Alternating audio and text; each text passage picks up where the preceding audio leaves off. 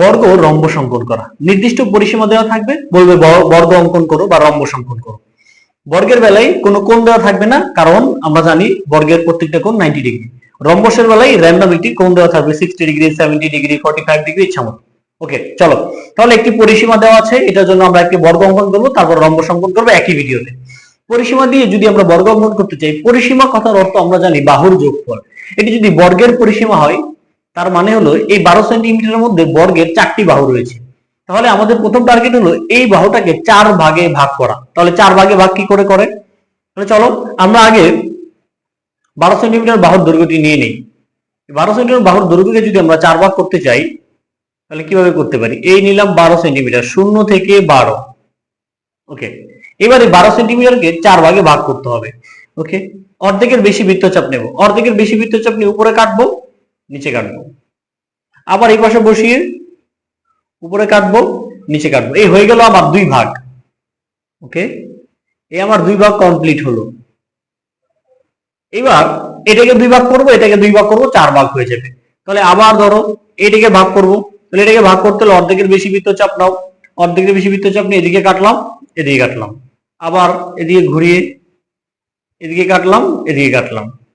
এটা টাচ করেনি, সমস্যা নাই, আমি আবার বাড়াই দিলাম। এই যে হয়ে গেল, এই হয়ে গেল আমার আর 2 ভাগ। এটাকে 2 ভাগ করতে পারবো, এতটুকু করলেই চলে। তারপর আমি দেখিয়ে দিচ্ছি, এই যে অর্ধেকের বেশি বৃত্তচাপ নিয়ে এদিকে একবার, এদিকে একবার, এদিকে একবার, বাস হয়ে গেল আমাদের কাঙ্ক্ষিত 4 ভাগ। তাহলে আমরা আমাদের 12 সেন্টিমিটারকে সমান 4টা ভাগে ভাগ করছি, 1 2 3 4। এবার এই 4টা ভাগ দিয়ে বা এই 4টা টুকরো দিয়ে আমরা একটা বর্গ আঁকবো, একটা রম্বস আঁকবো। তাহলে বর্গ আঁকার জন্য আমরা জানি বর্গের প্রত্যেকটি কোণ 90 ডিগ্রি হয়। তাহলে আমরা প্রথমে একটি লম্ব এঁকে নেবো এখানে। ওকে, তাহলে চলো লম্ব অঙ্কন করি। লম্ব যারা রাখতে পারো তারা এখানে দেখে নাও। আমরা এই যে বৃত্তচাপ নেব, এই যে নিলাম, এখান থেকে একটা কাটলাম, আরেকটা কাটবো 2টা, আরেকটা কাটবো 3টা, আরেকটা কাটবো 4টা, এই হলো 5 নাম্বার। বাস এই হয়ে গেল আমাদের লম্ব অঙ্কন। এবার এই হলো আমার লম্ব। এবার এখান থেকে আমি বর্গ আঁকবো। তাহলে চলো, এই হলো 4টা বাহু না, এই দেখো এই মাপ, এই যে 1টা 2টা প্রত্যেকটা সমান হয়েছে। এই মাপ নিয়ে এখানে কেন্দ্র করে এই একটা বাহু কাটবো, এই একটা বাহু, 2টা বাহু কাটলাম বর্গের। আবার উঠিয়ে এখানে একটা কাটবো, এই 3 নাম্বার বাহু, এখানে একটা কাটবো, এই 4 নাম্বার বাহু। এই হয়ে গেছে আমার এ বি সি ডি বর্গ। বর্গ অঙ্কন করা খুবই সহজ, 4 মার্কের জন্য গ নাম্বার প্রশ্নে প্রায়ই দেয়। এই হয়ে গেল আমার বর্গ। আমি যদি চিহ্নিত করি, এটা এ, এটা বি, এটা সি, এটা D, A B C D বর্গ।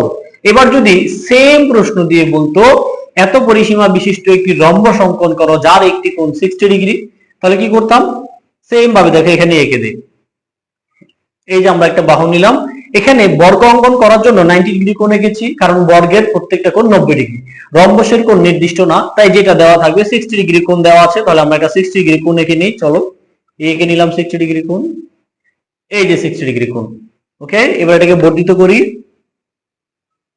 এই হয়ে গেল। বাস এবারে এইটা সমান করে 4টা বাহু কেটে নিলে হয়ে যাবে রম্বস।